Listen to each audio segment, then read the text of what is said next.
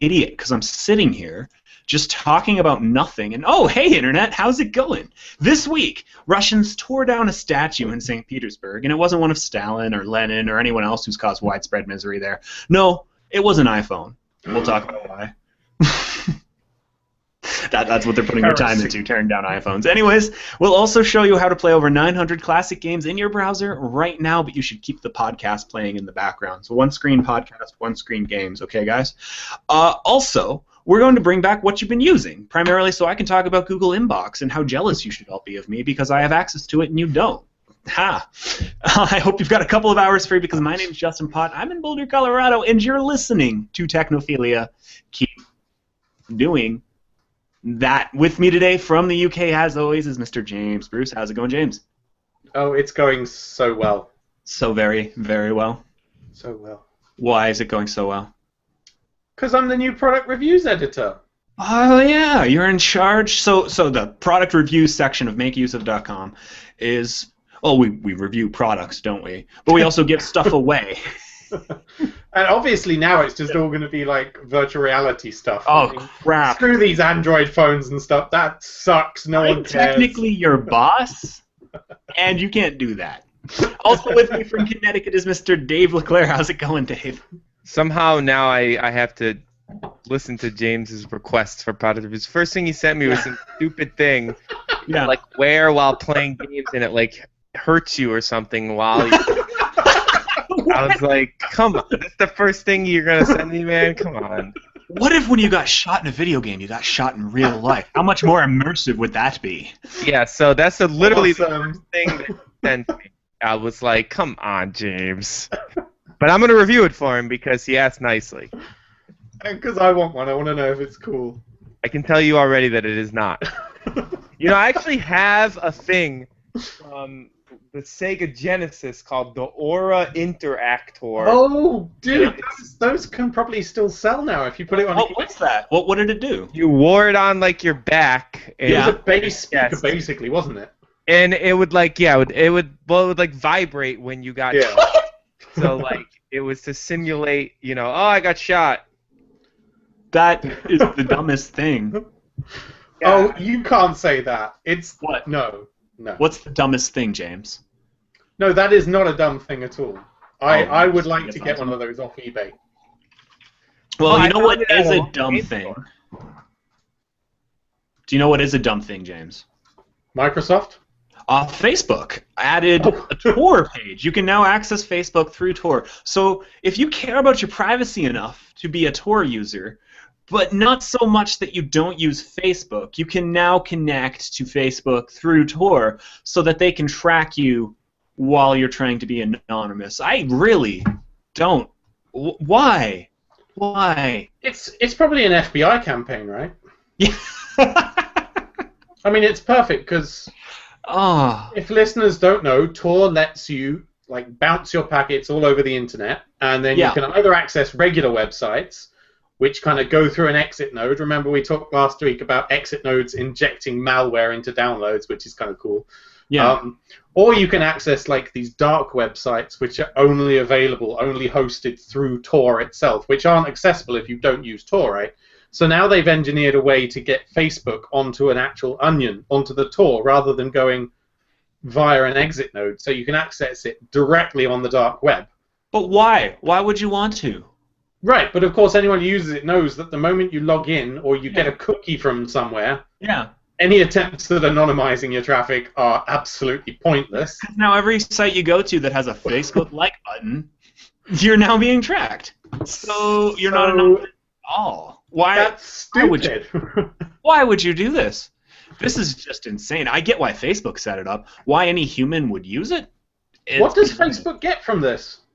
They can track you when you're being anonymous. But they could anyway, because you would have had to log in. Yeah, I don't know. I'm kind of baffled. The only possible reason for doing this is to de-anonymize Tor users who are stupid enough to log into Facebook. But who's smart enough to install and use Tor and dumb enough to log into Facebook with that? I just don't understand. Surely, Technophiliacs, if you're listening to this, you wouldn't do that, would you? It seems insane to me. Dave, you seem like you might do this. I would never use Tor because I don't care about being anonymous. Oh, no. There you go. That's just fine. But if you did use Tor, would you? No, who cares? I don't understand at all. Facebook every once in a while does something like they want to be perceived as cool in like a tech company that's not just a spy, but I don't know. Won't it be cool when Facebook can spy on your eyeball movements in your Oculus Rift? Now that they own Oculus. They'll be able to see exactly how many times you blink. Definitely. When is the optimal amount of time to like flash ads to catch you between blinks and stuff like that? Like, it's going to be good. Well, guys, if you love hearing me being mad about how stupid the Oculus is, we've got a hell of a story at the bottom of the show for you. You should pay attention to that. But for now, we're going to move on to another one of my recent pet peeves, and that's currency or currency. It's currency. That's so stupid. It makes me angry. No, it's so currency. It's what? Current. No, it's not. Current. See, tech names are all the worst. Every tech company has the worst name ever. All of them. Except Google. Google, you're okay. Anyways, currency it's a bunch of stores basically, including Walmart, but a few other ones. They're all working together to build an alternative to the credit card companies. It's presented in the tech press as an alternative to Apple Pay. But the only reason it's an alternative to Apple Pay is because Apple Pay works with your credit card, and Currency wants to work around credit card companies completely, connect directly to your bank so that they don't have to pay any 2 or 3 or whatever the percentage is, merchant processing fees. They want credit cards out of the question, so they're going to convince you to use Currency instead. And if you listened last week, you know that how Currency works is you get to scan a QR code. So I'm already in love with this thing. There's a QR code. That's just longtime technophiliacs know. I'm somewhat of an aficionado of QR codes. I think they should be used for just about everything. Yeah. Right? Dave, that sounds accurate? I can't remember what I think anymore. I'm pretty sure that's it. I mean, it's hard for me to fill in your opinions and stuff for you, but if I had to, I would say that's probably accurate. But yeah, I mean, especially when you're typing a URL, right? You could type just google.com, but that takes like 20 minutes to do on a phone. Whereas if you get your camera out and you focus on a QR code, that's much, much faster and more convenient. It's just an easier way to do things. So Apple Pay is really stupid. How it works is you just put your thumb on the home button and your payment gets processed automatically without you having to even turn the phone on. Currency is much more convenient because you get to turn on your phone, you get to open an app, you then get to use the app to point at a screen to take a picture of a QR code, and if that doesn't work, you get to type in a nice 4-digit number they give you. It's a lot more convenient than Apple Pay. So sadly, though, Currency, as brilliant as the design and execution is apparently having some security problems. It's already been hacked. James, are we surprised? How did this happen? Well, we should qualify this. Currency itself wasn't hacked, however, they had provided all the email addresses of trial users of the system to a third party, and the third party was hacked. Oh, okay. So just the email addresses, or is it their banking information? It's not their banking information, it's just their email addresses. But you can bet that they'll now be spammed with things like, oh, we need you to re-log in and verify your currency bank account and stuff, right? So it's still pretty harsh. And, of course, they emailed everyone who was affected and said, you know what, it was mostly dummy accounts, so don't worry. It was like, well, hang on a minute, my email address was on that list. Yeah, you just emailed me.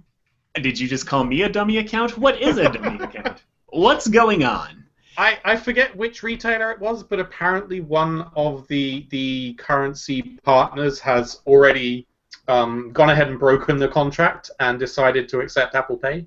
But we don't know if they faced any fines or ramifications or anything, but I think it's kind of a telling sign of how other retailers are going to react in the next 6 months. I've got a good idea. Why don't we, for the sake of a payment system that looks like it's never going to succeed, stop accepting money that certain people want to use? That sounds smart to me. Hey, you tried to pay me in a way I don't approve of. Go away. Yeah.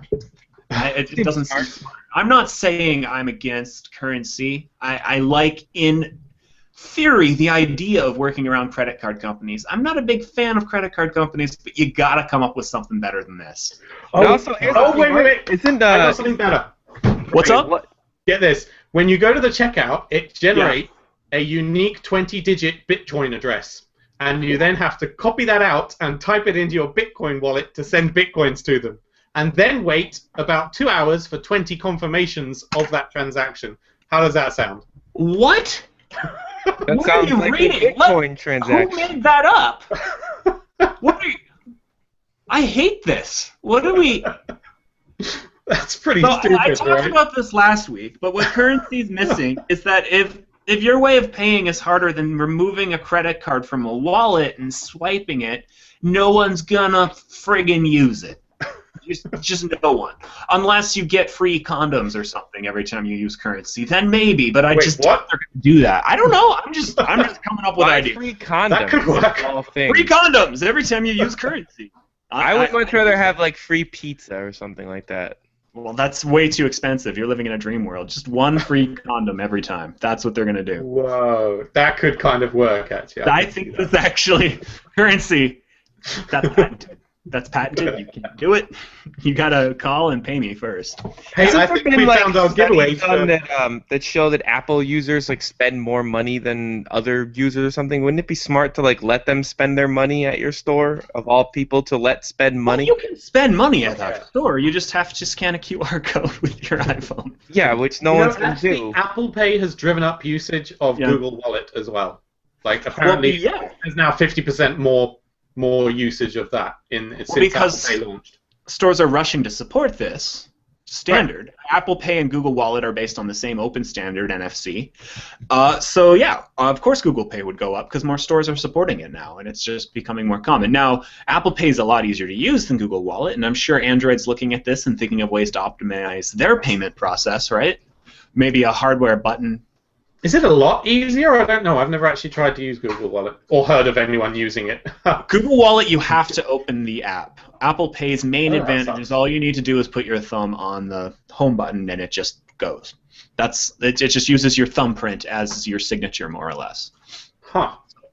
But Apple can do that because they designed the whole experience. If a third party said, hey, I've got a great idea, Apple, we're going to make an app that can accept payments, but we need your authority to use the thumbprint scan. Like, Apple would be like, screw you, go away, and then they turn around and do it themselves. Maybe that happened. I don't know. I'm not saying they stole the idea, but maybe they did.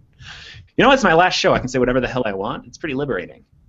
I'm just gonna say. To be fair, you could have said whatever you wanted at any point in time. Nah. I would have alienated listeners. We didn't get like I do. We didn't get to having several thousand of listeners. Wait. How's that work? Never mind.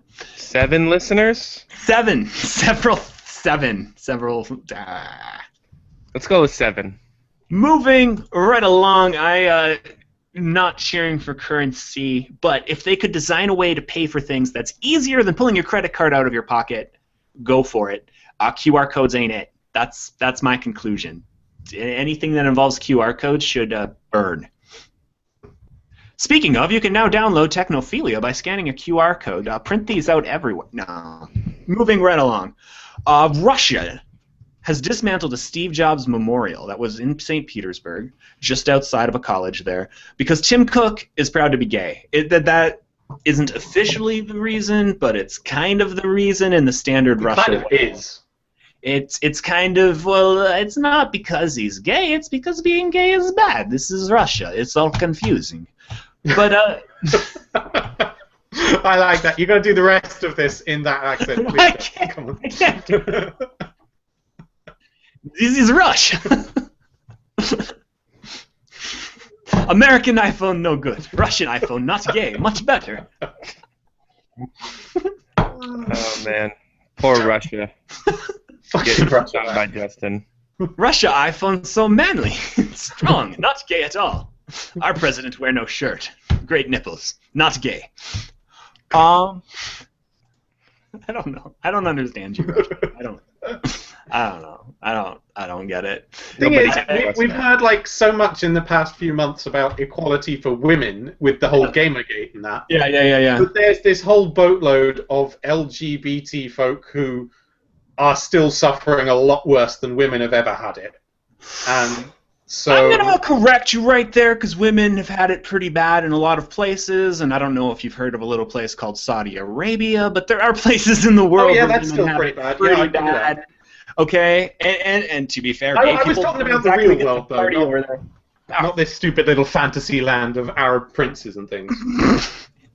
You can basically this fantasy land that provides half of the world's crude oil, completely irrelevant.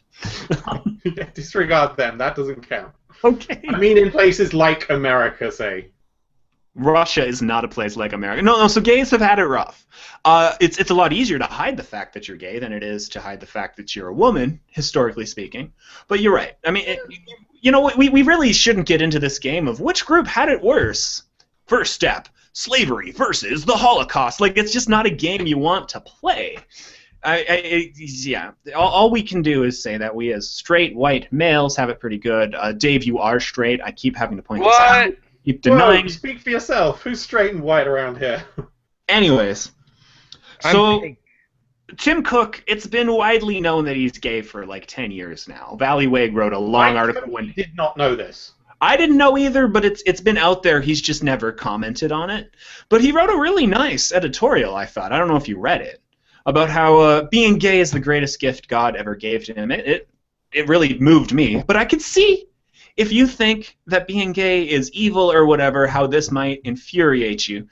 But Tim Cook didn't design the iPhone. He is the CEO of the company that currently makes the iPhone. But this was a memorial to Steve Jobs. So to tear it down because the guy who runs the company now is gay is kind of bizarre to me. I mean, if it turns out that the guy who runs Disney right now is gay, are they going to ban every Disney movie retroactively? Where does this stop? How does that even work? It doesn't make any sense to me.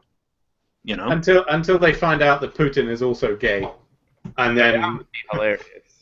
Well, it's obviously true, because any country that speaks that loudly about it is clearly all gay. Oh, man. Secretly. Secretly gay. They are, right? Let's face it. No, I mean, you're right. They do. Putin does seem to be constantly trying to one-up the world and proving how manly he is. Yeah. So it could be. I don't mean to psychoanalyze a world leader here, but you're right. It's my last show. I guess I can do this. He might be trying to disguise some deep, dark secret. I mean, he has so many mistresses, and he's not even quiet about it. It kind of seems like he's compensating for something. It kind of seems like he's trying to hide something. I mean, here's a man whose country loses a hockey game. And I'm going to be fair here, because the country I'm from, Canada, we lost a hockey game in Vancouver, and we rioted. That was the response, and I didn't think it was an overwhelming one, okay? But Russia loses a hockey game in the Olympics, and they invade the Ukraine 5 days later. I'm coincidence? I don't think so, okay? So here's a man who's clearly got some security things. They're proposing a title for the episode, Russia is Secretly Gay. Let's get that. Last episode on MakeUseOf.com. Let's just go out with a bang. I don't know. I'm not going to comment because I don't want Russia to come to my house and kill me. Yeah, all of a sudden, knock, knock, knock. Oh, Putin! Damn it! I always knew you would come. That's the scariest thing you can imagine, opening the door and there's Putin. I hear you say mean things about me on internet. Now it's time for me to do what I've always wanted to do but could not do in public. Yes. Well, looks like none of us can ever try to to Russia now. Not that I had any plans to, but all right. I don't like Russian Technology Podcast is better. We not talk about gay rights. We talk about chainsaws. This week on Russian Technology Podcast, which chainsaw best? Answer surprise you. I'm not good at a Russian accent, guys. Do they like chainsaws in Russia? I don't even know. Yeah. They got a lot of trees. I feel like you're just pulling things out of your butt at this point. Yeah. Anyways. Idom Davis, prominent technophiliac, on the Twitter, says of this story, summing it up, man who runs company has private life, morons boycott. I think there have been some people here in America saying they don't want to buy an iPhone ever again because this guy is gay. And seriously, who cares? Who cares? Because the shares went up. The shares went up after he said that? Yeah. Huh. Well, that says something all its own, doesn't it? But seriously, I mean... Yeah, I find this whole idea that your politics should be reflected in the products you buy should be just insane, right? Because the guy who runs Whole Foods, for example, he knows that he's selling his stuff mostly to people who are far on the left wing, but he's like a hardcore libertarian. So maybe everyone who shops at Whole Foods should stop doing that and shop somewhere owned by a progressive. But what if that's Safeway and they don't sell a lot of organic stuff? Like, it's just a mess. Buy shit because you like it. Don't mix politics. The Chick-fil-A thing, too. But there is that app that lets you scan barcodes and then tells you whether you we talked about that. Based on your world views. It's like, this was tested on animals. I mean, I kind of get it. I think there's a for that. It sucks because politics is leaking into everything, and Gamergate's the same damn thing. It's just politics entering a sphere. It has no business entering. The iPhone, who cares? On one side, I think it's really great that Tim Cook is able to, as one of the CEOs of the most powerful corporation on the face of the planet, say, look, this is who I am. You don't need to be ashamed if you're like that. So I get it from the point of view of someone who's gay and feeling persecuted because they're living maybe in Alabama, where Tim Cook's actually from. I could see that as being really encouraging. But as to the other side, just being angry about it, I mean, what if he came out this week as like a conservative evangelical who just really thinks that gay people are terrible? I'm trying to think. You'd switch? Really? You would do that? I could not keep using Apple stuff if I found out he was evangelical. That would be a little bit. No, I'm kidding. Don't be stupid. No, seriously. What if that happened? What would you seriously consider? I would sell my shares immediately because I would be worried about someone who believes that kind of thing leading a company. Wait, so that's weird. If he's good at his job. Weird? Is that really weird? I don't know. He's done nothing in his job to show that he's mentally unstable or anything. So you have to be of sound mind to run a company that big, right? And if you're... So are you saying anyone who's religious isn't of sound mind, or anyone of a particular... Well, anyone of a particular extreme religious... You know... Let's just offend everyone. Okay, so Kashi G... Kashi G is saying, what about blood diamonds? Yeah, buying diamonds is dumb. A political product. I just think buying diamonds is stupid. Yeah, that's what I think. That's basically it. My wife's wedding ring looks exactly identical to mine, only smaller. There's no gem on it at all. It's just got like a little cross. What about the engagement ring? You didn't have an engagement ring? We just bought one ring. Yeah, it was the same ring. That's a smart way to do it. Yeah. Why would I have a separate ring for her to wear just in the lead up to my wedding? That's moronic. I don't know. That's what everyone does. You buy the engagement ring, and then you each get. Do you know that's what the diamond industry made you do? Do you know why this tradition exists? It literally. So they can make money off of you. Yeah. Still, you gotta do it though. No, you don't have to do it. You don't have to do it. Everybody does it, bro. I don't. Screw that. You'll be judged negatively by the people in the world if you don't do it. I wasn't. I'm judging you right now. You know what? I'm your grandmother, and I'm very upset that you don't have it. No, it never came up. It just doesn't matter. Why Wasn't Kathy upset she didn't get a big ballin'-ass diamond ring? She wouldn't have married me if I bought her a big-ass ring. But she wants to be a baller, yo. I think if you have the kind of girlfriend lasers. If she had a diamond, it would like bounce the signal all over everywhere and kill people. If she requires huge diamonds to be your girlfriend, you probably need to look elsewhere. All ladies love big ass diamonds, brah. No, they don't. No, they don't. I have joked about her buying her a diamond tipped saw blade, and she thinks that's the best idea ever. So I might do that. That's the only diamond I'm gonna get though. Scudderman says, "Isn't it tradition that you should spend a month's wages on the engagement ring?" And I gotta say, it is for me because I was unemployed at the time. So we spent about nothing. Wait, but you had unemployment checks, didn't you? Or yeah, no? So it was roughly nothing. I just hate. Do you know why diamonds are valuable, Dave? Because they're rare? No, because De Beers has a giant warehouse full of them that they refuse to put onto the market because then the price of diamonds would go down. And this is the way it's been for 100 years. They've just convinced everyone that this thing's rare enough that you should buy it, when we can literally make nicer ones in a lab right now. But then they say, no, the lab ones aren't special. You need to buy one that's mined, even though you literally can't tell the difference except for the fact that the lab ones are too perfect. They're too nice to be expensive. Are the lab ones hard? Harder. They're more pure. It's total nonsense. The whole diamond thing is just crap. There's no reasons for diamonds to be expensive other than one company manipulating the market, and there's no long tradition of diamonds being a symbol of marriage other than an advertising campaign from the early 1900s. It's a scam. I don't want to say I think anyone wearing a diamond ring has a stupid husband, but I kind of do assume that, yeah. It's not the husband's fault, though. It's the lady's fault. They expect... No, it's the husband's fault. You should have explained this. They expect that stupid ring. The guy who made a new cryptocurrency called 42, and the single unique factor about it was that there were only 42 in existence. Yeah. That was it. There were only ever going to be 42 of these 42 coins. That seems dumb. That's awesome. Those are going to be the most valuable crypto coins. It's dead already.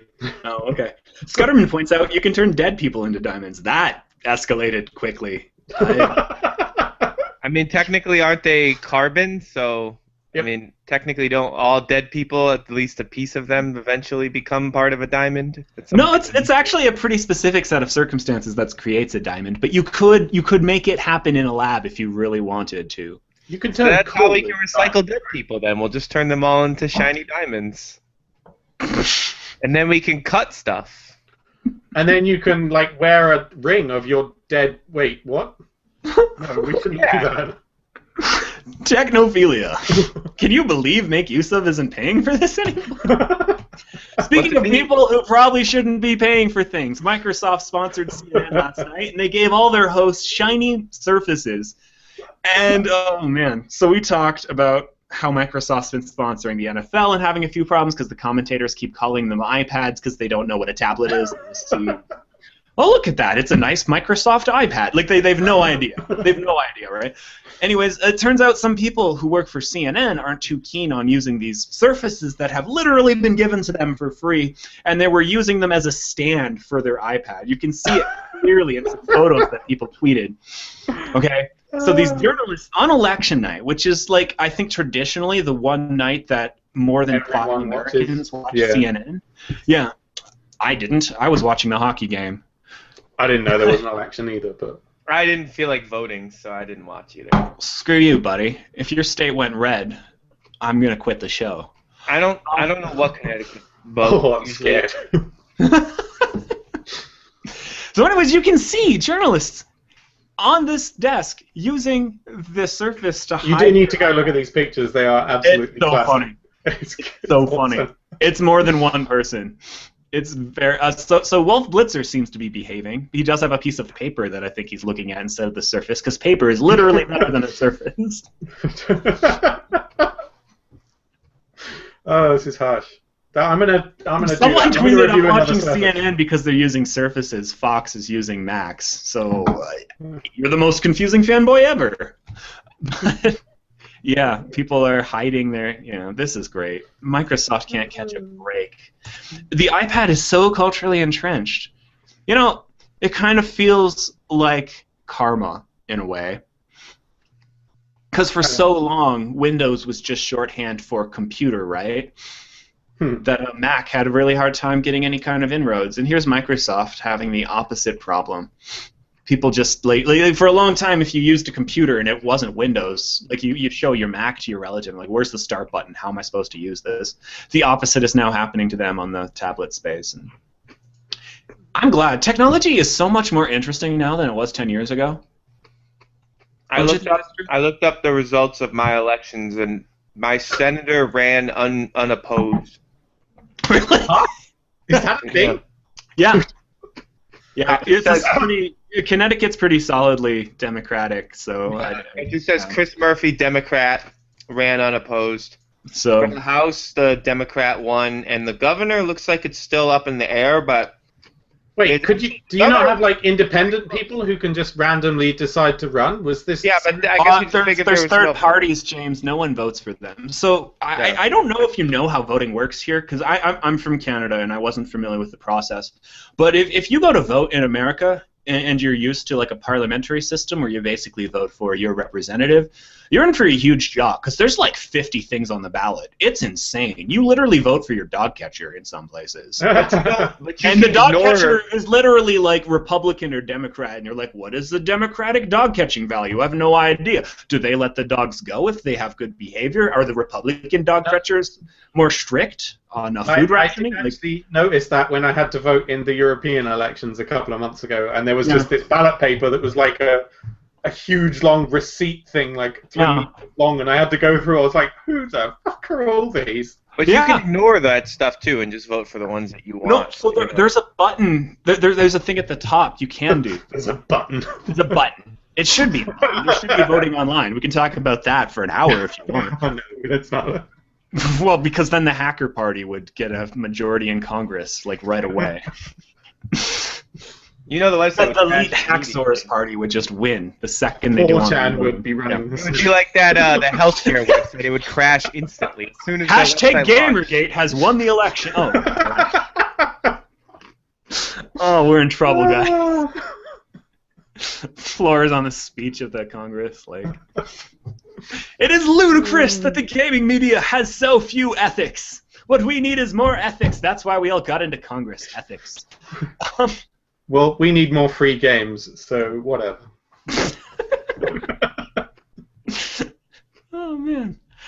Anyways, there's a thing at the top. It's not a button, but you can just go straight ticket. It's called Republican, straight ticket Democrat, and then instead of you picking everyone, you just automatically pick the Democratic dog catcher and the Democratic. Like, it's ridiculous how many things you vote for here. It's too much. Last time I went to vote, I just voted for the one thing that I was interested in, which was the mayor of my town, and then left the rest blank. So, like, there was, like, the president at the top, and you're just like, yeah. No, it was a non-presidential year. Okay. It was like, all the stupid bullshit like you're talking about, and then mayor. And I ignored all the stupid bullshit and voted for the mayor. To be fair, the reason weed is now legalized here in Colorado is because of a thing like that. Every 2 years, someone tries to define personhood as conception on the ballot, so we get to vote for that every year. This time they worded it kind of funny to make it sound like it was about women's rights. And what else did they do? It's just crazy. Oh, they wanted to build a bunch of casinos. That lost. I'm kind of happy about that. Casinos are bullshit. Let's just rant about everything this week. Moving right along, Windows 7 is dead? Who put this on the outline? What is this crap? What? It's dead. They've stopped selling it. You can't buy Windows 7 anymore. Oh, really? Yes. It's pretty big. That's the big deal. Yeah, so if you want Windows, you got to get Windows 8. I don't know if they're still providing OEM copies. Oh, no, more OEM copies. So, I think Costco, they still have Windows 7 laptops. Yeah, they've still got inventory out there, so it's going to be a while before you can't buy a computer with Windows 7 on, I think. But this is pretty big. Because now you're screwed. You'll have to use Windows 8. Ha! Well, soon Windows 9 or Windows 10 will be here, and then we'll be all happy. Oh yeah, we'll be all happy with that. I think it looks very nice. Every other Windows release is usually good. Windows 7 was pretty good. Windows 8, they tried too many things at once in a way that didn't make sense, and they didn't commit fully to the things they were trying, which gave it this half-ass feel. I think Windows 8, they're going to tone it down, and I think Windows 8. Wait, sorry, it's. I hear control panel still sucks in Windows 10. Oh yeah, because the control panel is really what consumers make their decisions based on. It's pretty important to me if I'm sitting there trying to figure out how to. I literally have a Mac because of how nice the system preferences screen looks. That's the. Did you see in Mavericks? They had icons that look like this, but now they've got slightly more flat icons, and it's not. You're a fanboy. Who cares about the control panel? You search every time you want to change something anyways. Fucking setting is. That's what the difference is. Unlike Windows. You got it in 2 seconds on Windows. Literally, in Internet Explorer, you just type IP address and it'll pop up. Scudderman points out Internet Explorer? What? Scudderman points out that it will not be dead because they stopped selling it because that did not happen to Windows XP, right? So. Well, no, I mean you can still get it from the Pirate Bay shop. And if you have it, you can still get updates for it. Who uses it? Does anyone use the Pirate Bay anymore? I thought that site was shitty. I don't like it. Everyone uses it. What's wrong with you? I hate that site. Well, every time I want to download a Linux, like the most recent Linux, I go to the Pirate Bay because they have the best Linuxes. See, I use the top 100 list to figure out Linuxes. What's good to watch, because that's pretty good. Which Linux? Which Linux is the best to download? Yeah, the top 100 Linux distros list. To watch while eating popcorn. Right. You gotta love those install screens. They're riveting. No, but Windows 7 is not dead. It's not like if you have a computer, it's going to stop working immediately. It's just that, they're not selling it anymore. So if you want a new computer and you don't want Windows 8, your choices are get a Mac, install Linux, or wait a year and pray that Windows 10 is good. Did we talk about on the show why it's 10 instead of 9? Because this is really strange. Yeah, we did, but I forgot. We did. Was there an official reason ever? There never did an official reason, but apparently a lot of programmers, when they wanted stuff to not run on Windows 95 or Windows 98, just put in their code, if Windows 9, in quotes, then don't execute. So if they made it Windows 9, all of these programs would stop working for no reason other than that little bit of code. Classic programming there. Yeah, and it wasn't Microsoft's fault at all that people did that. Just no one thought about it. It's like Y2K. Yeah, no, I'm going to say it was their fault, actually. Why is that their fault? For not providing a proper version numbering system. Instead, they hack in a thing that says if the version of Windows you're using contains the string Windows. No, that is not a way to do it. No, it should have had a version number. You're right. It is always their fault. Don't try and muddy the waters. And nothing is ever Apple's fault. Yosemite keeps crashing. Well, it's free. You can't blame them. No, Microsoft that is definitely Apple's fault. Screw you, Apple. You messed up my iMac. Yeah. So you actually hate Yosemite? I do hate Yosemite. I hate the way it looks. I hate the way it runs. I hate the way it slowed down my computer, and I hate the way it keeps crashing it. See, I put it on my MacBook. It runs great. I think it looks awesome. I love the dock bar. I feel like I'm the fanboy this week. It doesn't run on my iMac though, which is it's probably just because it's old. But if you're going to do that, then when is your iMac from? Because my MacBook's like 2011. It's not exactly brand new. My MacBook Air is 2013, but my iMac is like 2009. 2000, way back in those ancient days of yore. Yeah. I have a 2011 MacBook and it runs like crap on it, so. My MacBook has been crappy for quite a while, so. I think you've got other issues there. Everything. You know what? Man, I don't know. I've always had a PC, and when my PC's fucked up, I just wipe the hard drive. So I tried that on the Mac, and it didn't do anything. So why don't you put your Mac in the mail? In the trash. No, the mail to me. The trash. The mail. Yeah, I'd take it. Send it to me. Send it to me. Oh, but this moves us nicely along to the what you've been using section. Oh yeah, it's our favorite segment of the show. It's so good. You guys have all said that you miss it so many times. We're back. We're gonna do this. So yeah. This is kind of tragic, and I hate to admit it, but I needed to install Windows XP the other day. Why? Well, I was trying to talk to a point-of-sale system which prints barcodes to go on meat packages. Long story. Anyway, I was trying to talk to it, and it only worked in XP, so I had to. I couldn't install XP on any of my Macs, right? Because it doesn't. It won't run with anything that old. So I had to install VirtualBox, and then I was going to go get my favorite Windows XP Linux distro, but instead from the Pirate Bay, where you put all of your Windows XP. Yeah, right. But instead, I found Microsoft actually makes available images of every Windows from Windows XP to Windows 10 for testing. Whoa! VirtualBox, which is awesome, and you can just download them and run them in VirtualBox, and it's awesome. Is there any limitations on it? I think you have to reinstall after 30 days, but it's only for test. That's freaking great. It's cool. Wow. And it was really easy to get a set up and running. You don't need to install I don't anything, need an obviously. account or anything? No, you just download the box, and then you open it in VirtualBox, and you're done, right? Isn't that cool? This is great. Well, there's even a Windows 10 one. Yeah. I demand an article on this, James. I'm not writing it. I hate Windows, but you can. You're writing this, or you're I'm not writing this. I don't new position. James doesn't even know how to write. I've forgotten how to write, dude. Seriously. So, seems to be fun in the chat room for you people to call me a Mac fanboy. And I do have a Mac. I enjoy it. But if I'm a fanboy of anything, it's probably the company I literally have a sign for hanging up. Oh, it's not here. It must have fallen. But I've got a Google sign up in my office. Oh. I love Google. Nintendo is an argument you could also make. But I've had some frustrations with Google in the last couple of years. I hate how their answer to everything is you should install Chrome. But, I'm a big fan of Android, and Google just put out Inbox, and I have to say, James, I adore this. I think it's everything email should be. I've been looking for a better email client for a while. I've tried Airmail. I've tried this Dropbox thingy, Mailbox. I love Mailbox. I think it's thoroughly okay. I think Google Inbox destroys it. It's so good. It's so clean. On the desktop, you open it. The keyboard shortcuts work exactly the way I expect as a long-time Gmail user.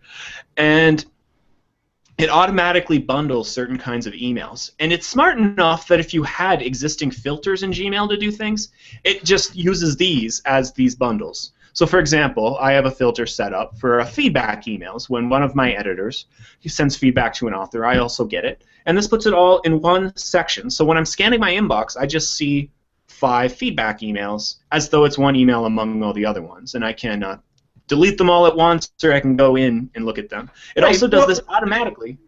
Wait, what if someone replies to one of those? Where does that go? It's all in there. But then, does it get threaded right? What happens there? And my sharing bitch.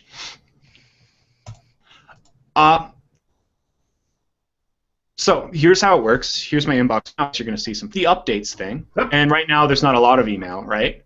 But you can see inside it that there's email. So if there's various, it'll say like 2 new, and then it'll say the titles of all of them. And if I decide I don't want to read any of these updates, because usually they're just people emailing me a bunch of spam I should write about, I can just, while going through it like this, you see the blue line there, hit the delete key and it's all gone at once. Or I can go in like this and it opens it. And then I can see all the emails inside it, and I can go back like that. So it automatically bundles things like that, and I can go through. How does it know what a promo is?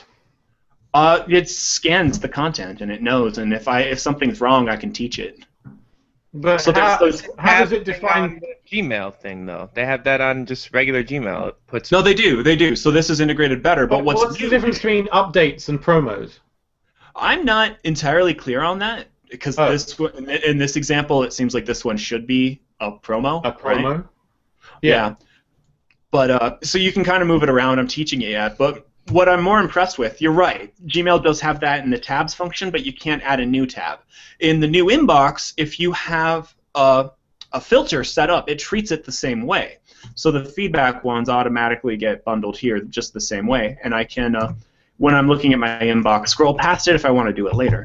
Now, the other thing it does is I can pin an email if I want it to stay in the inbox, even if I'm done with it, or I can schedule it for later. So they borrow this from Boomerang, basically. That's built in. Exactly what Mailbox does, yeah. Yeah. Except I don't need to install something. And yeah, I'm hating this already. Sorry. Why do you hate it? Because you don't have to install something? Well, it's kind of like Gmail, and it has those super tabs that don't really work properly. And I disabled tabs on Gmail. No, but you can disable these tabs here. You can train them to do what you want. But the thing I really like is you can replace them with your own. You can set up, if you have filters set up, it does that. You can add new filters in a way that's easy enough for someone who doesn't understand what a filter is. Oh, yeah, make a filter. I don't use filters. You don't use filters at all? I have no filters set up at all. Why not? Because what's the point? It just moves it to somewhere else. Like bundles certain kinds of emails together so you can deal with them all simultaneously. You don't do that? I use it to mark things. I use filters just to mark things as read, so I don't have to. Like all the feedback emails, they just get marked as read automatically because I don't give a shit about what feedback. Oh, I have one set up for giveaways comments because those are insane. Oh yes, and I have every comment email that I get is marked as read and put in a folder. Oh my god.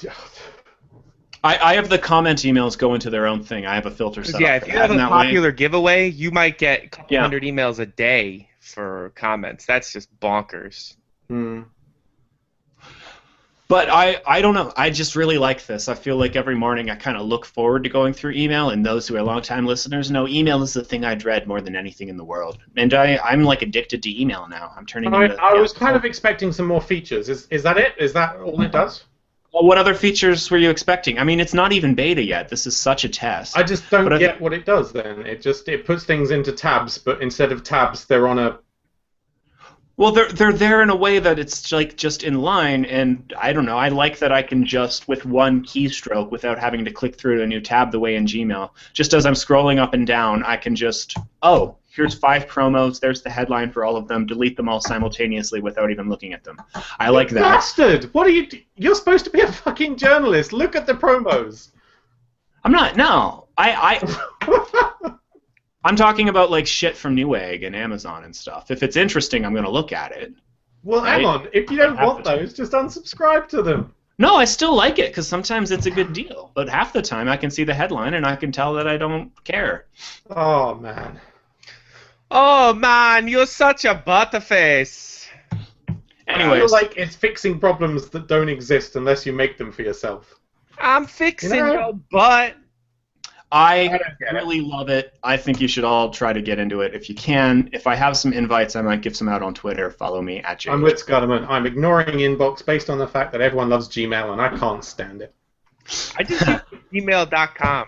Well, so what do you use, James? What's your go-to mail client? Is it still Airmail? I use Mailbox now. The one I don't like the fact that it syncs with Dropbox because why can't it just be a regular mail client without syncing? But because it's way faster if it's on your computer than if it's on. I love the way you can slide messages to make them disappear or to archive them or to schedule them. Scheduling is something I do a lot with my emails. If I want to do something next week, I just send me that again next week. So that's one of the features Inbox adds.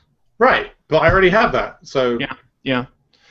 I like. This is like that, but I don't have to do all the work to integrate it. Like every time I set up something like Mailbox, I now have to copy over all of my signatures, make sure all the aliases work the way I like it. If it's in Inbox, I don't have to do all that work again. So maybe that's. Well, that's how Mailbox integrates with Dropbox. I guess that's the bonus of it, right? It just moves all your stuff over when you add another device, which is cool. Well, that's cool when you add another device. But what I'm saying is, I got through it and I realized about halfway through there's so many things I need to take over from Gmail. You've already got set up in Gmail, yeah. That I'm just going to keep using Gmail, but then Inbox comes along and it's about as good as Mailbox so far as I can tell, but I don't have to do any of the setup. It's all done for me. It's just right there. All my filters are respected.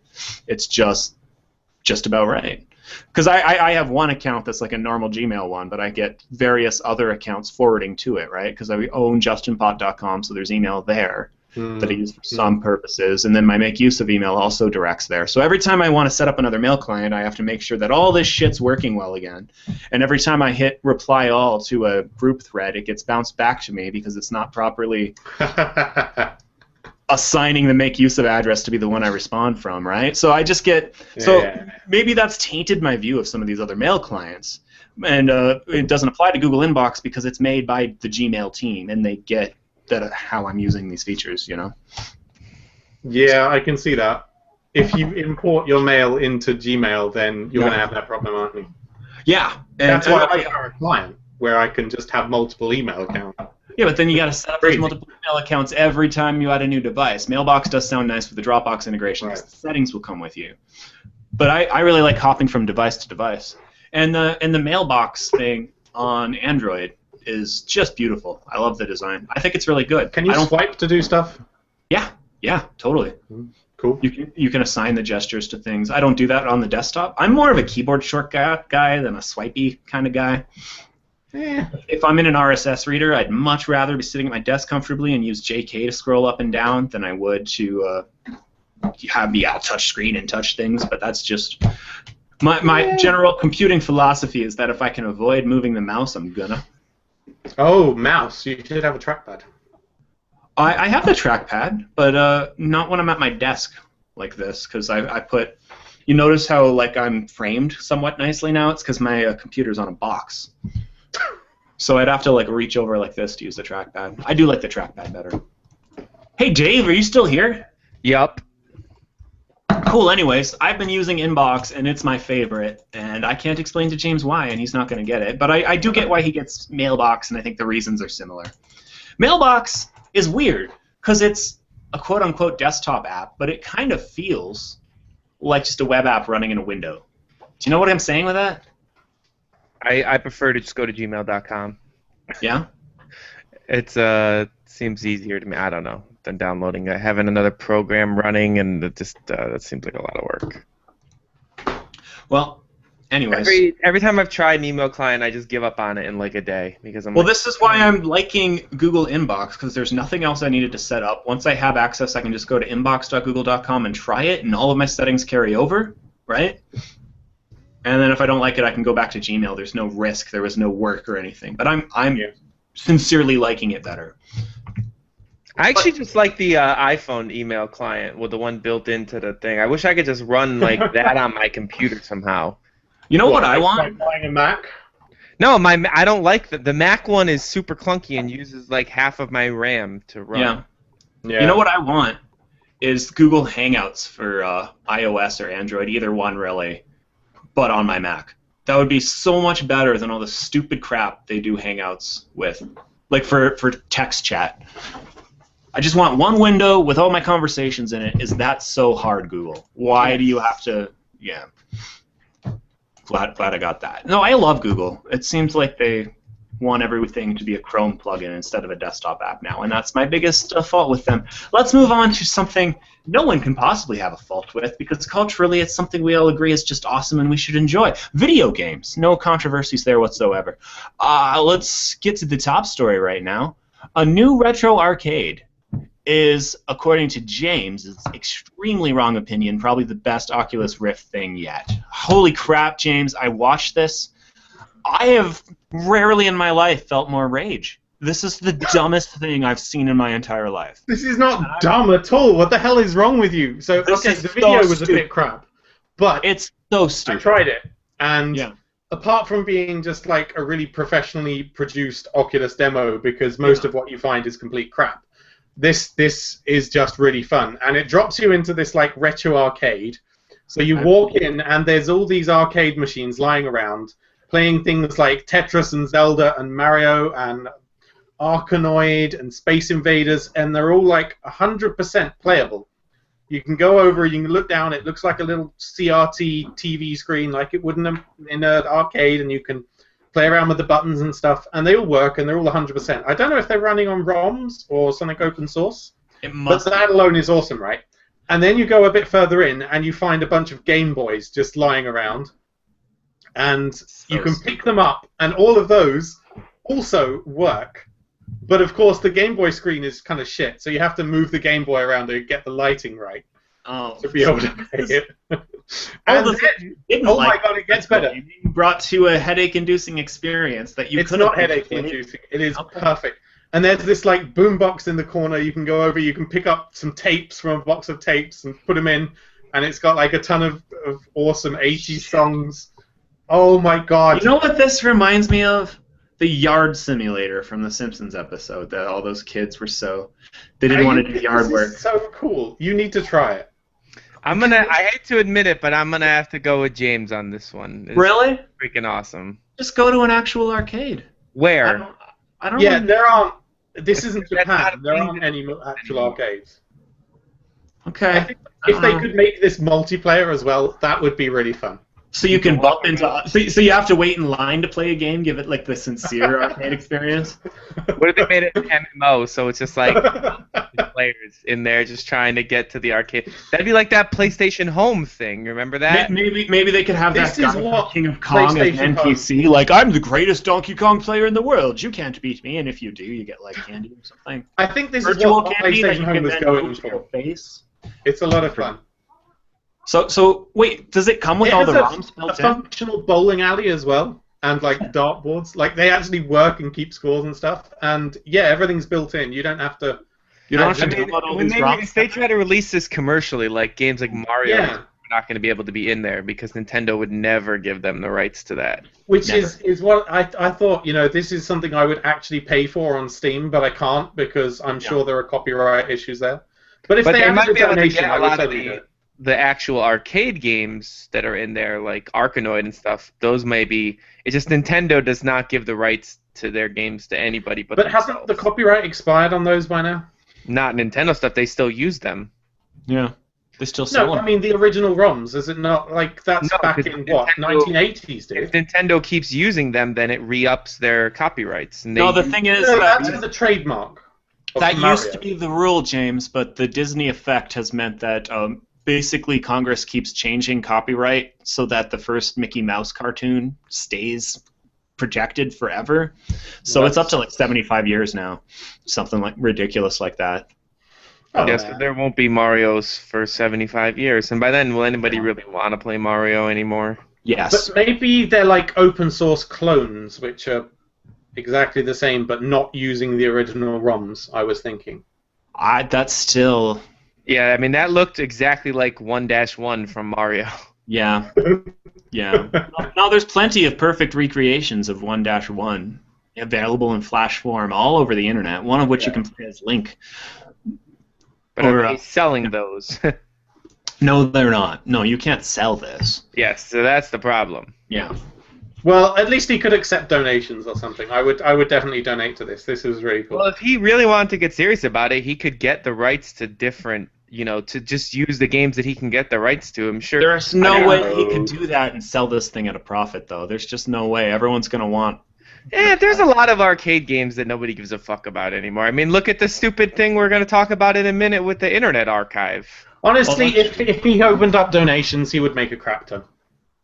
Well, we'll see. I think this is silly. I think, but maybe some people will like it. You thought the iPad was silly. I still do. I still don't think that's silly, but I think this is pretty cool. Yeah. Moving right along, speaking of the Oculus, GTA 5 will have first-person view. James, the words I just said, what do they mean? Well, first-person view, as in you're looking at it from the eyes of the character, and FOV selection means you can change the field of view, the depth of the field of view, so you can either narrow it or make it so you're seeing more of the world. And generally, there's no point in doing that, right? Because who does that?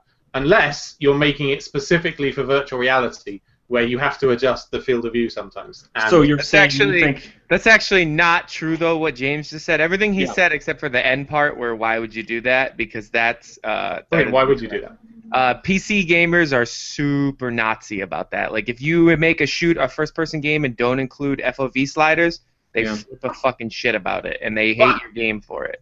Okay, fair enough, but this could be indicative of it being VR mode, even if it's like a secret VR mode like Alien Isolation had, where you just had to tweak a config file to turn it on. So here's how much sense that made, okay? GTA 5 PC 5, PC's 2 letters, 5 minus 2, 3, Half-Life 3 confirmed. That's how much sense what you just said made, James. What?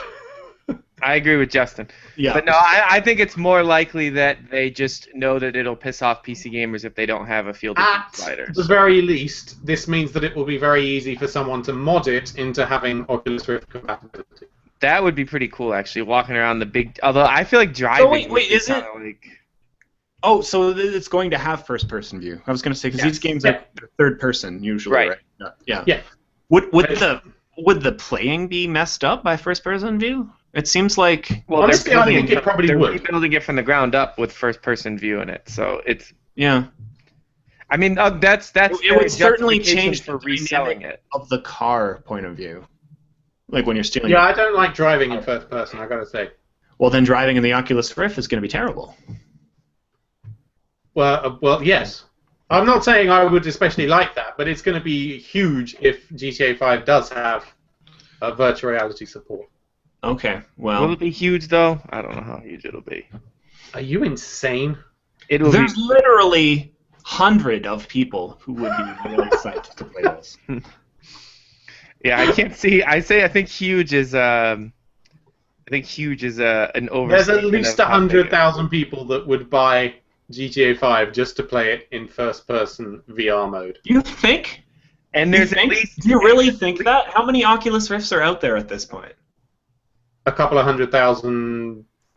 And you think half of them are just, okay, GTA 5, obviously I want that. I mean, I think they're desperate to play something. So that exactly. That would be such a small blip on the radar of what GTA 5 has sold and will sell. Yeah. Rockstar would not even notice. Yeah. Imagine they wouldn't even be able to tell that it's actually. They wouldn't even be able to tell that uptick. The uptick would be so small that they would not know that it's from VR. We sold 50 million copies or whatever. Now we sold 50 million and 100,000. Like they're not gonna notice. Man, if we just implement this extremely impractical version of it, that for hardware that hardly anyone has, we could sell slightly more. We could make an extra $6 in profit, guys. You're right. No. James, this is brilliant. I mean, it'd be cool. I hope it happens for the people who wasted their money. Yeah. I mean, bought. Oh, you suck.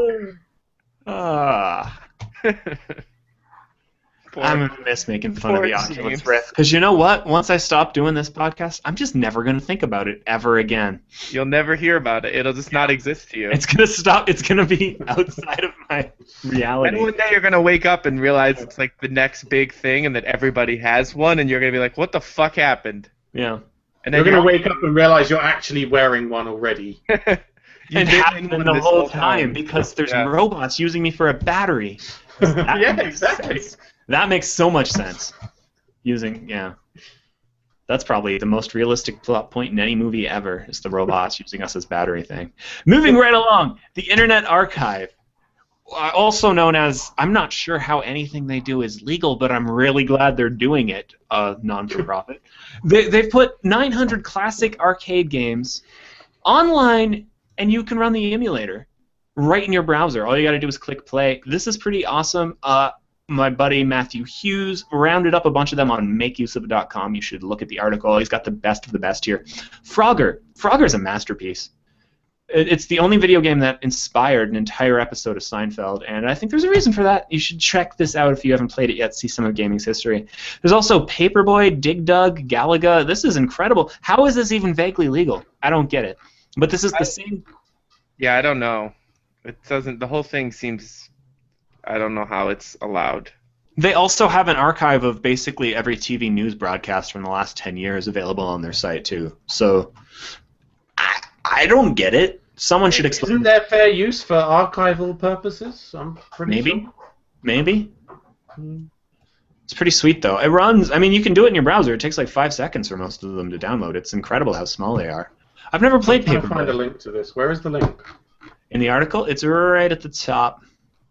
Archive.org. Console Living Room, it's called. Oh, wait, where is the link? Matt. I was just looking at that same thing. Did we forget a link here?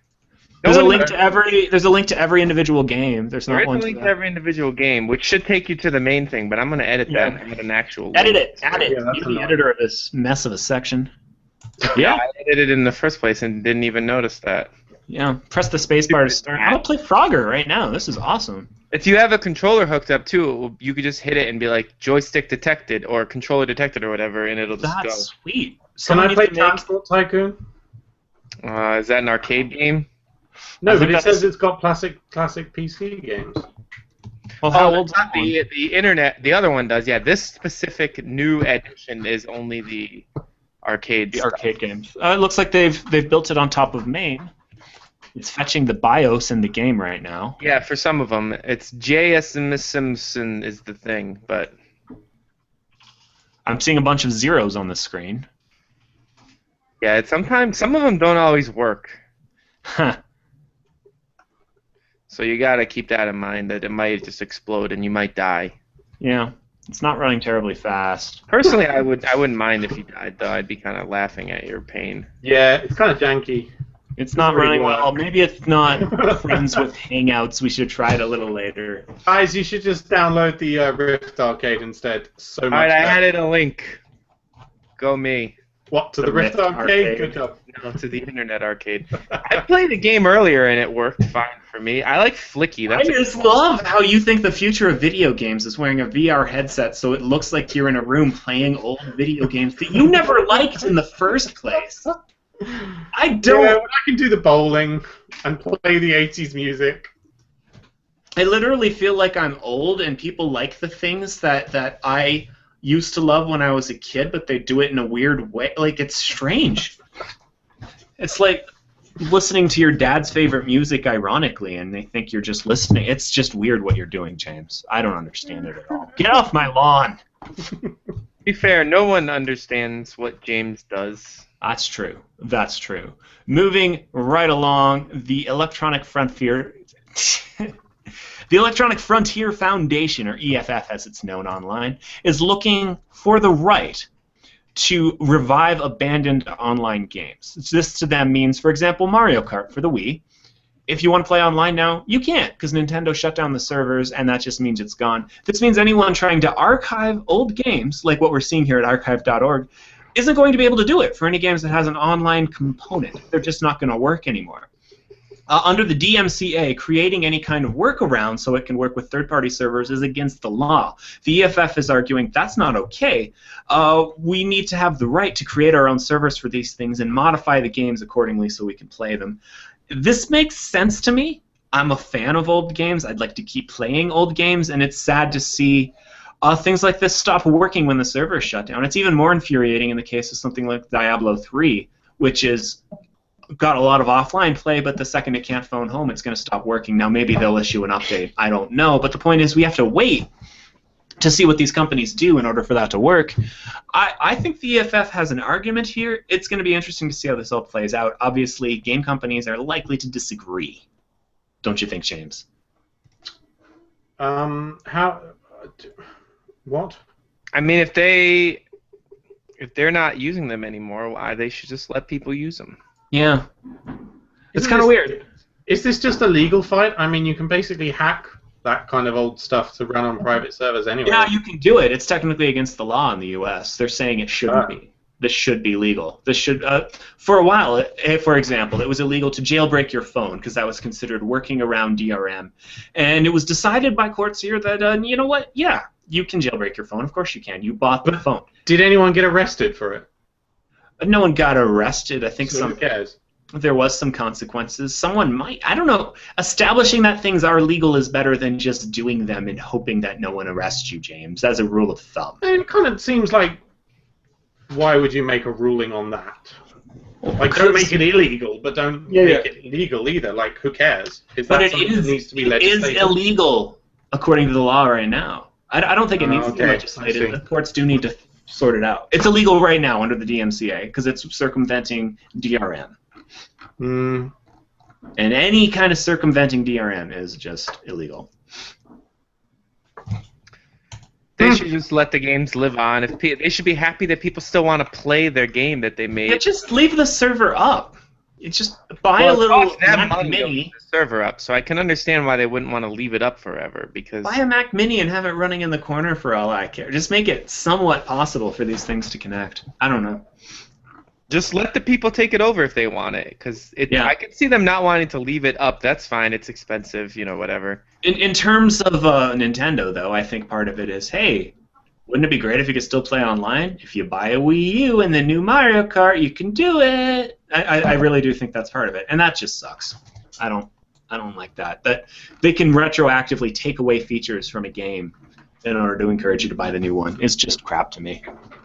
So yeah, they should. You know what? Someone would probably do a better job with Mario Kart and with Smash Brothers Wii than Nintendo did, because their implementation sucked for online play. It was bad.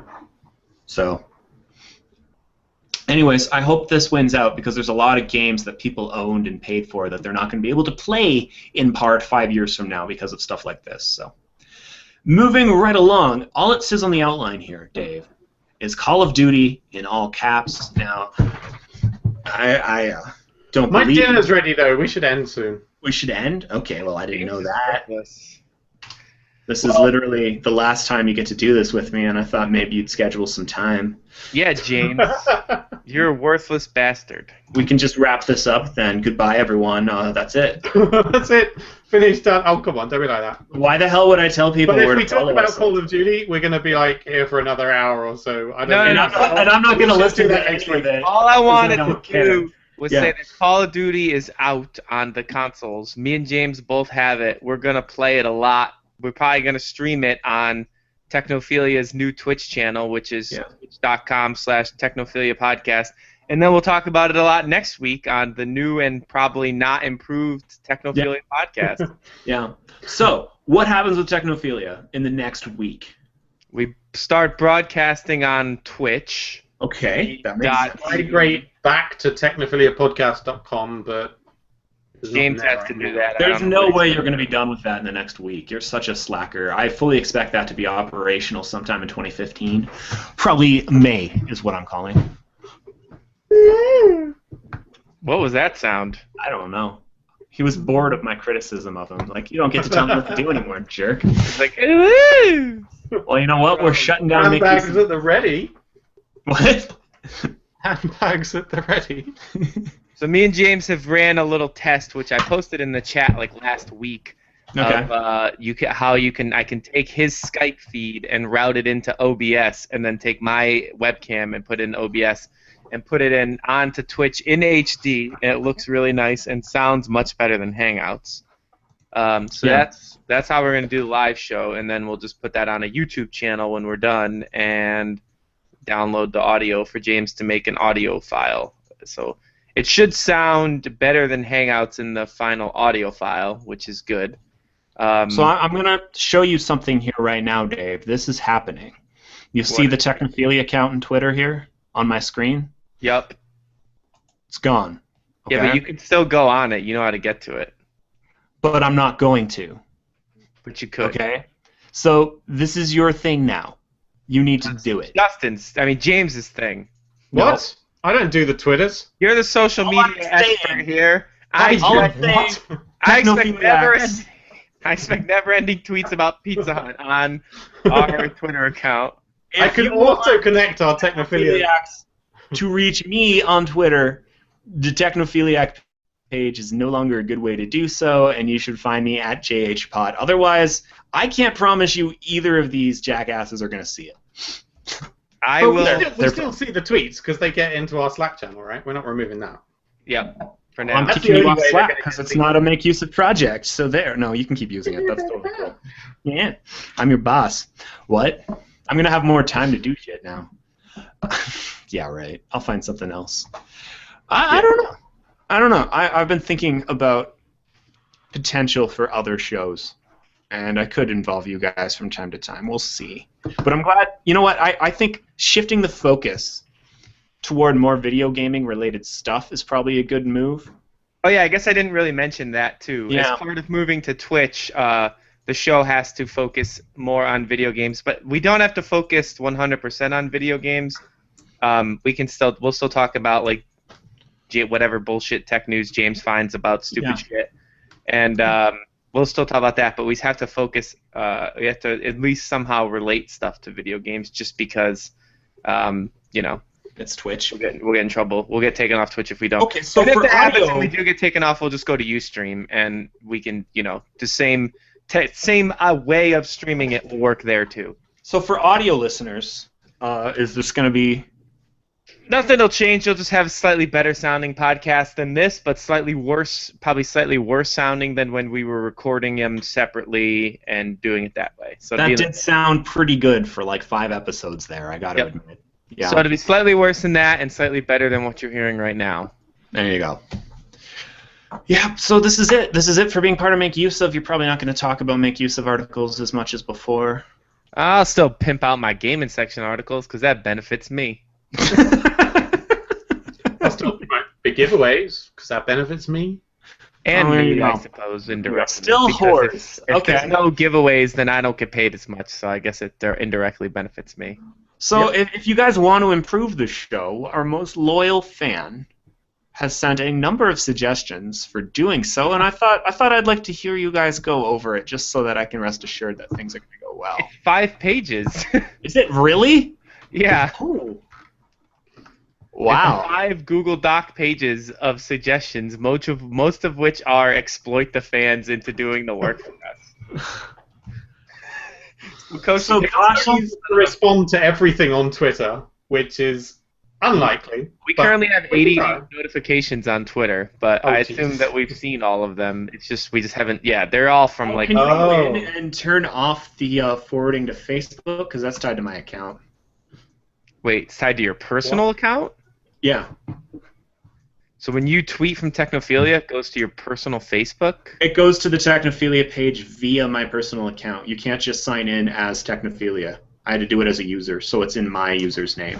One of you guys needs to do it. Oh, okay. I don't. So one thing he's suggesting is that each episode comes with a long description of what's in the episode, and that those descriptions will be crowdsourced.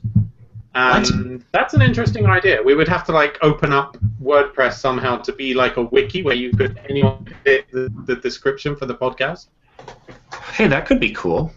It could be cool. Do you think people would actually do it though? We've tried a few crowdsourcing. I think Coffee would.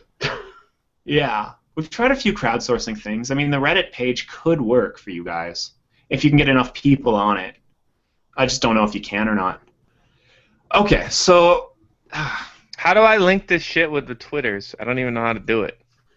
We also dropped down advertising fees as well, because the ones that we were charging with MakeUseOf were insane.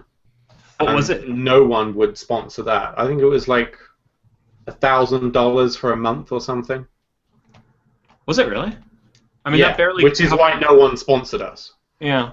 So we'll probably have like ads and spots that anyone can buy for like $50 an episode or something. Okay. Which will be cool. And yeah, there's the Twitch thing. What else? I guess you're going to do gaming streams on the Twitch channel too? Yeah, we'll do that. You know, yeah, James we'll have so much random shit. Yeah, James has access to the account. I have access to the account. So now, like, anytime that I would stream on my personal account, I'll just stream on this one instead. Because, okay. You know, seems like a good idea. I think we can have some more special RPG episodes. That'll be cool. Yeah, we're probably gonna do a lot more bullshit now because we can. Yeah. Because it's not MakeUseOf. We're not tied to like, well, they're paying us to deliver this type of show. No one's paying us to deliver anything, so we can deliver whatever the fuck we want. See, I think you guys will have a lot of fun. I really do. And I think I'll have a lot of fun being really precise and technical and doing something else. And being I think just being. So how do I get this shit in so I can link the Twitters? I don't even fucking know how to do it. Let me find it. I'm trying to remember. All right, let's Twitter finish up the show. Let's finish it up. Come on. Justin, you gotta give us your final outro, Justin. I love each and every one of you, and if you're listening to this, I hope you will show your love for me by going to twitter.com/jhpot and following me there. Or you can follow me on facebook.com/justin.pot, I believe. I can't friend you if I don't know you because I'm scared, but you can click the follow button, and then you can see the public things I put there, which is less than what I put on Twitter or whatever. I hope you'll keep in touch. I do have some projects in the works. If you like me, I hope I can put some stuff out there that you like pretty soon. I don't see this as the end of me podcasting. It's just time for me to move on from Technophilia because I really hate Dave. I found a button that says please log into Facebook, but it's making me log into your Facebook. That doesn't. Yeah, okay. So I gotta do this. How do I? I'm gonna have to drop out now because my goodbye, wife's asking me about dinner. Forever. I will now only see you when I'm telling you to do stuff. And I'll tell you to fuck off. Okay. It's like always. Wait, so we have the art or something? Oh, crap. I'm not doing it. I'm lazy. It's our last show. People expect you to okay, we can do it. What do you do? All right, I'm going. Bye. Later, guys.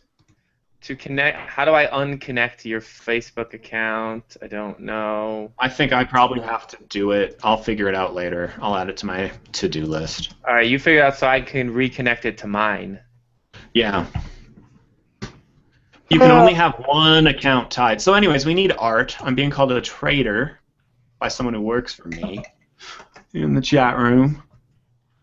Crack likes poopy in his face. What? So I heard a rumor that he's the new co-host of Technophilia. Yeah, I wish. Yeah. You just wait. He's probably got like a golden voice or something. He'll come on for the first time and he'll just be like, "Hello, my name is." You spoken to him before on the thing? Never.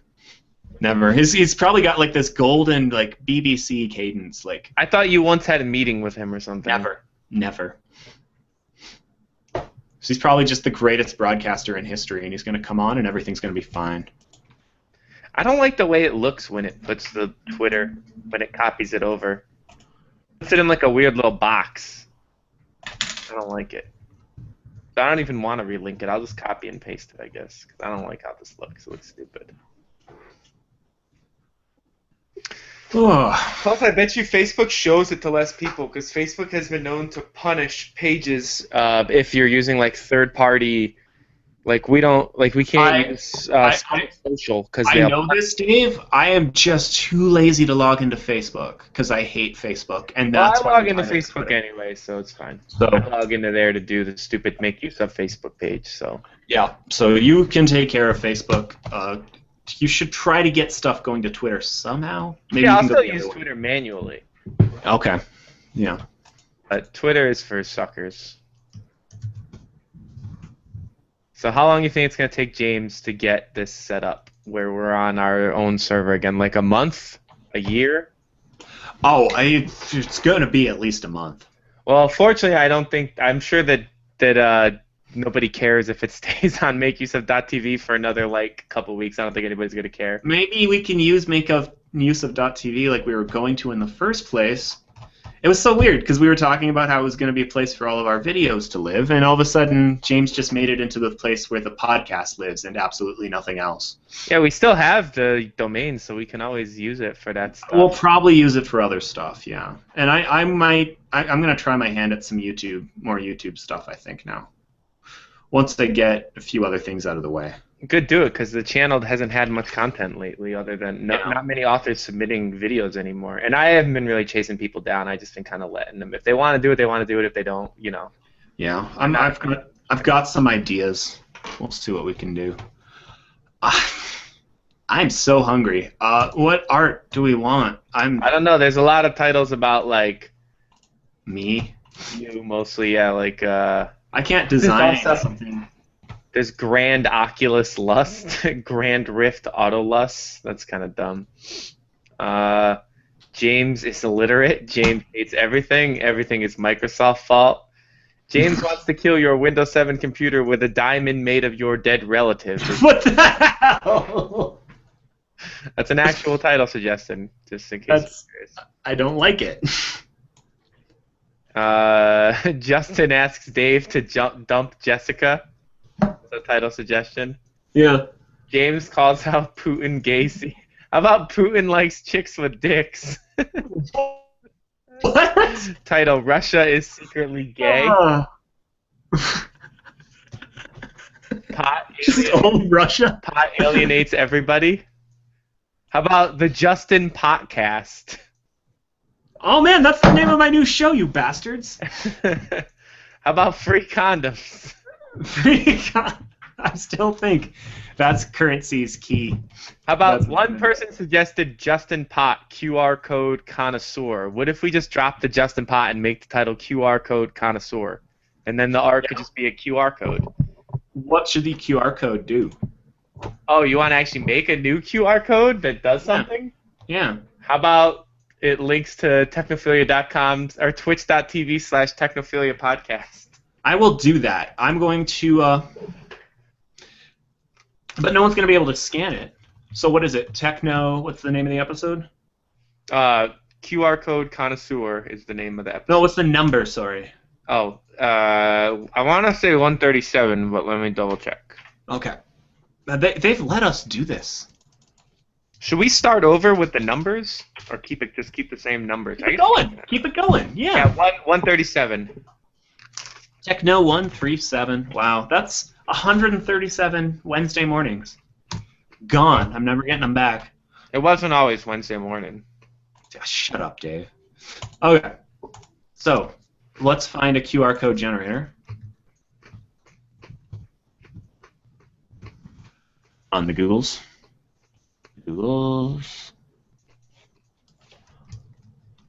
Oh, so hungry. Justin Pot needs to be in the title. I can make it Justin Pot QR code. Yeah, I can make it Justin Pot QR connoisseur. That's fine. Yeah, I think that works. I do love the QR codes. They just solve a problem everyone has and aren't just an unnecessary marketing gimmick. That's why I love them. Okay, so what was the URL? Can you just send it to me in the Slacks? I gotta open Slack though. Do it.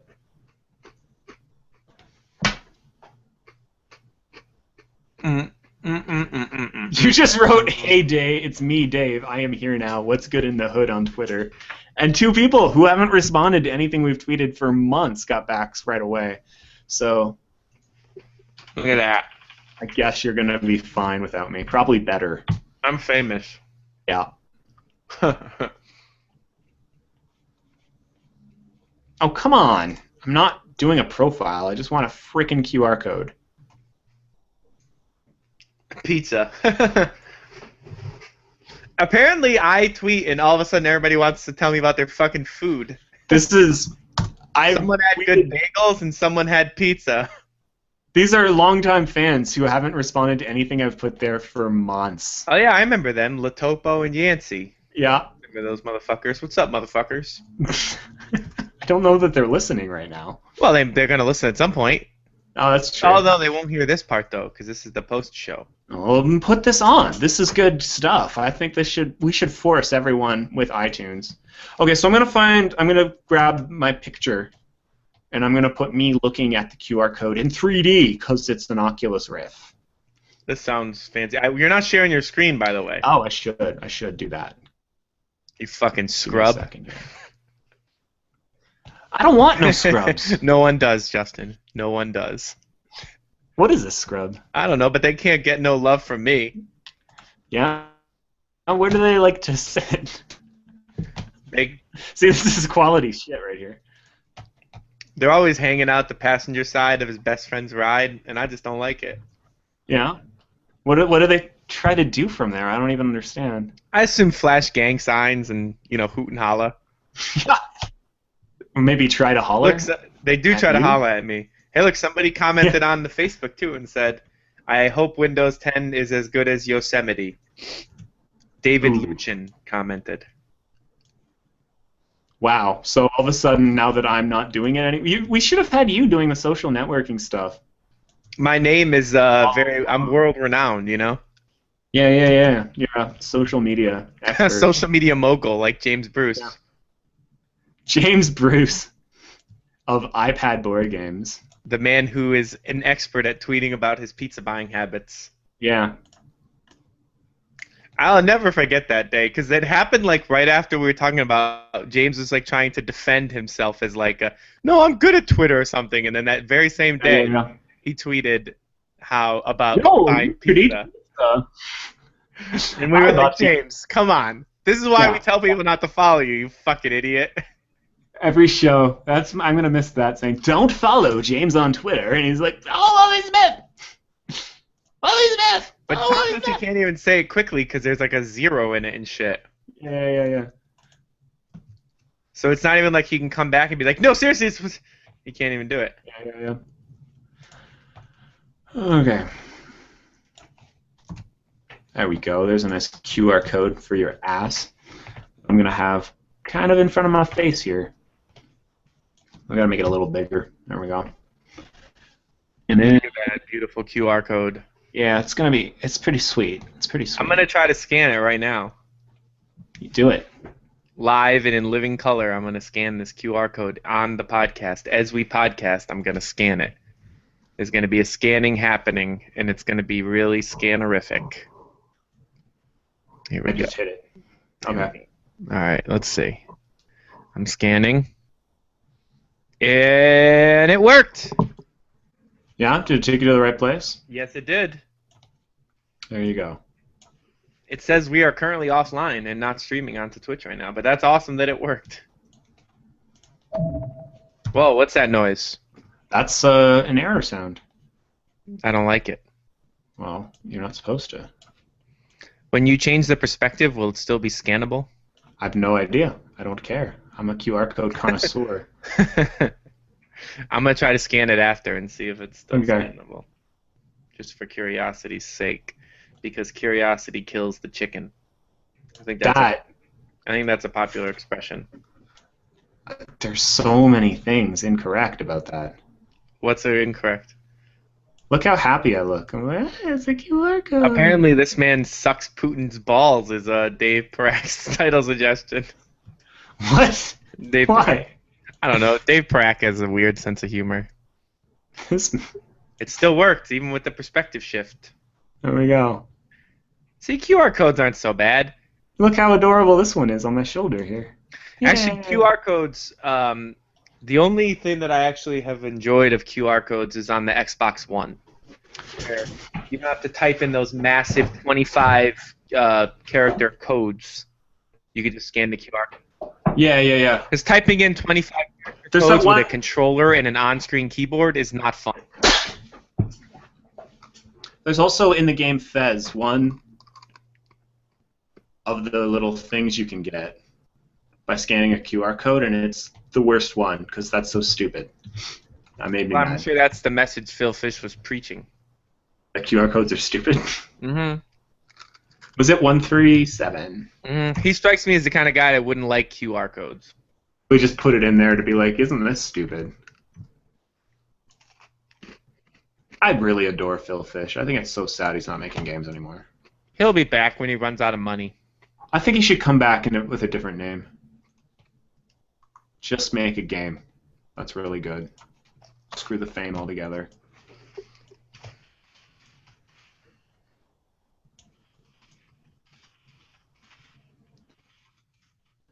Yeah. Is the chat room still buzzing? There's people over me. Are they done?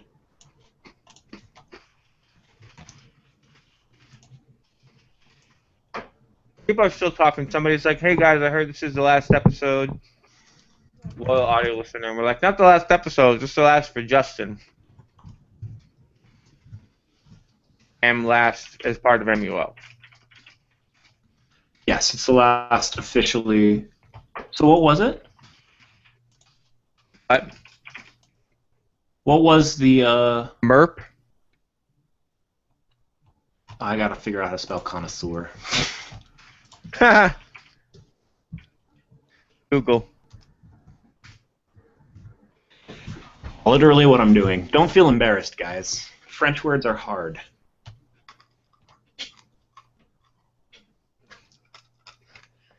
We could have also made it QR code queen. That would have been kind of funny because of all the stuff we were talking about with Putin being gay. Would have tied everything together. Mm. But also moderately offensive.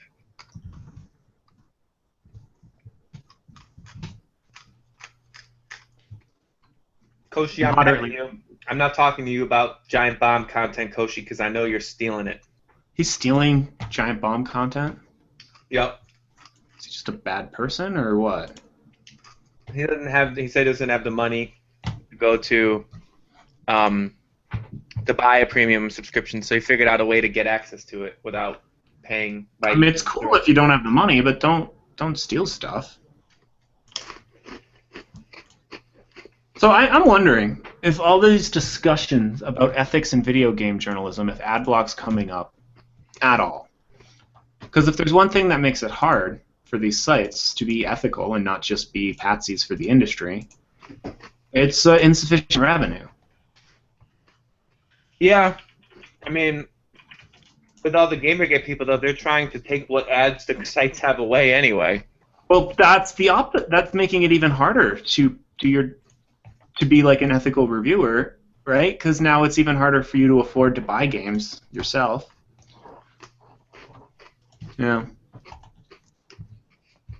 Dave said, does Jackson hate Technophilia? And I just said he hates wasting money. Yeah, that's fair. You know what? We gave it our best. I do think we have some loyal readers on the site now who found the podcast first. And I'll keep saying that. Yeah, I told him that, but that's not enough justification for keeping it going. It's not. Plus, he got Reddit promo codes for Giant Bomb Premium. That's how he. So is that somewhat legit? Yeah. Okay, there we go. There's my last feature. Apparently, somehow Giant Bomb also partnered with Reddit. So if someone buys you a Reddit Gold thing, like they guild one of your comments, you get a month or 2 months of Giant Bomb Premium. I had no idea. That's kind of cool. Yeah, it comes as a package with Reddit Gold. They keep giving this a value-added thing to Reddit Gold, and then people who get it are even happier when they get it, and maybe they'll just keep buying it because they get all these other sites. That's a great deal.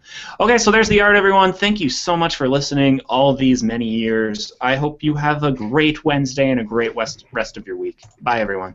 We'll see you on the Twitchies. Twitchy bitchies. Get to the Twitchies. I'm shutting us off. Bye, bitches. Bye, everyone. See ya.